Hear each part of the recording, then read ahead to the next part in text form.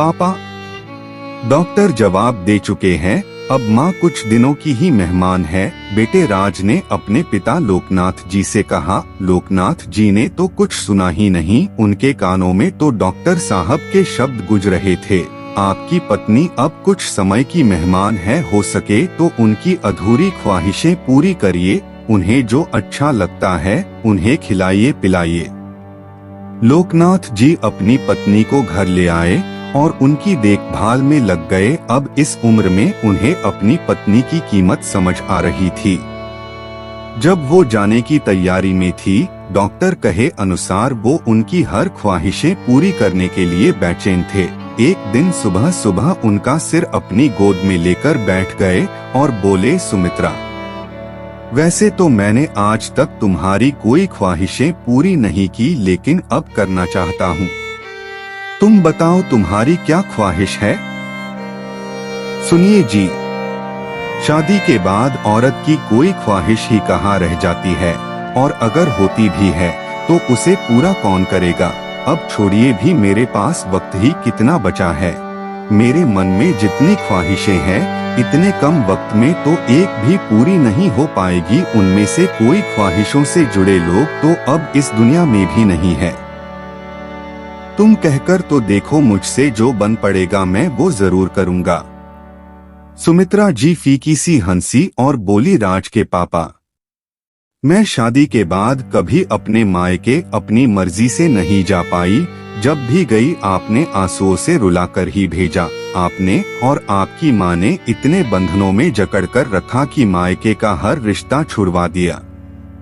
आज तक हर शादी ब्याह में साथ लेकर गए और उसी दिन या रात में भागते हुए लेकर चले आते। कभी सोचा आपने मेरा भी मन करता है कि एक रात अपने माँ बाप, भाई बहन, चाचा ताऊ, मामा, मौसी, बुआ सबके साथ रहने का, लेकिन आप तो कमरे से बाहर ही नहीं निकलने देते थे। मेरा बड़ा मन करता कि मैं भी वहाँ अपनी सब बहनों की तरह रुककर सबके साथ हंसी ठिठोली करूं, लेकिन आपने ये बात कभी समझी ही नहीं।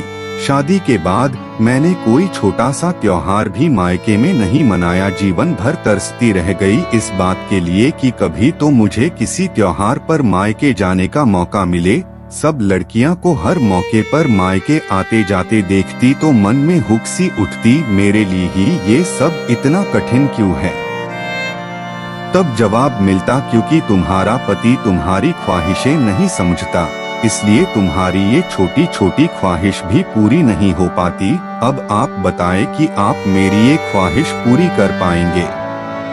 क्योंकि अब ना तो माता पिता रहे, ना वो भाई बहन रहे जिनके साथ समय बिताने का मन करता था। जब ब्याह कर आई तो बड़ा मन करता कि आप मुझे कहीं घुमाने, मूवी दिखाने ले जाएं। लेकिन आते ही घर गृहस्थी की बागडोर मेरे हाथों में सौंप दी गई। आज्ञाकारी बेटा बनने के चक्कर में आप हमेशा मेरी छोटी छोटी ख्वाहिश को नजरअंदाज किया। अपने मन की बात किससे कहने जाती, सब कुछ अंदर ही अंदर चलता रहता, लेकिन आपने कभी पूछा तक नहीं। आपको याद होगा कि मेरी बड़ी ख्वाहिश थी कि हम लोग फोटो स्टूडियो तस्वीर खिंचवाएं, लेकिन जब आपसे कहा तो आपने साफ मना कर दिया। आज तो सब मोबाइल में खींच लेते हैं, लेकिन मेरी तो एक तस्वीर भी आपके मोबाइल में नहीं मिलेगी, क्योंकि जब भी साथ में तस्वीर खिंचवाने को कहती आप हमेशा छिटक कर दूर चले जाते। अब मेरे जाने के बाद ढूंढते रहना, हमारी तस्वीर कहीं नहीं मिलने वाली। बताइए अब आप मेरी ये ख्वाहिश पूरी कर पाएंगे?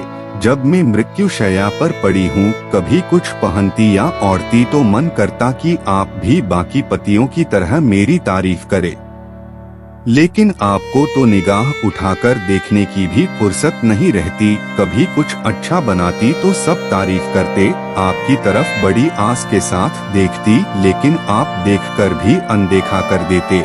जिंदगी भर आपकी तारीफ के लिए तरसती रह गई, लेकिन आप कभी मेरे स्त्री मन को पढ़ नहीं पाए। मेरे आत्मविश्वास तक चला गया। मुझे लगता कि शायद मैं दुनिया की ऐसी औरत हूँ जिसके अंदर कोई खूबी नहीं जो पति को रिझा सके।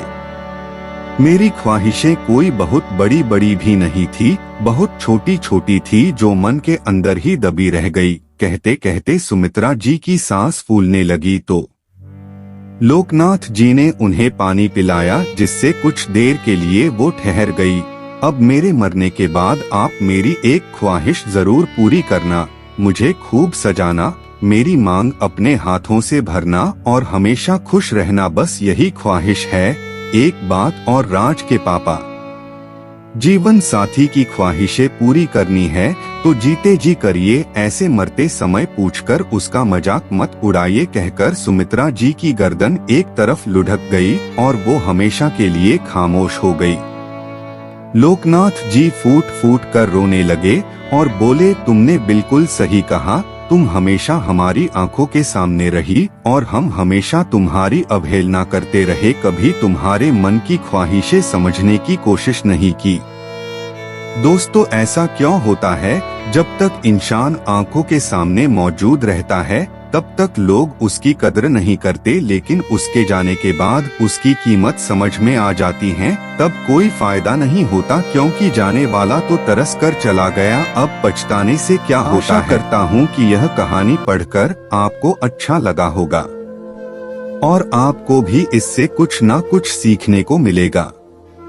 आगे भी आपको कई तरह की कहानियां लगातार सुनने के लिए इस चैनल को सब्सक्राइब करके घंटी के बटन को दबाकर ऑल पर सेट कर लीजिए, ताकि आने वाली वीडियो का नोटिफिकेशन आपके पास तुरंत पहुंच जाए। इस कहानी को पढ़ने के लिए और अपना कीमती समय देने के लिए दिल से आपका शुक्रिया।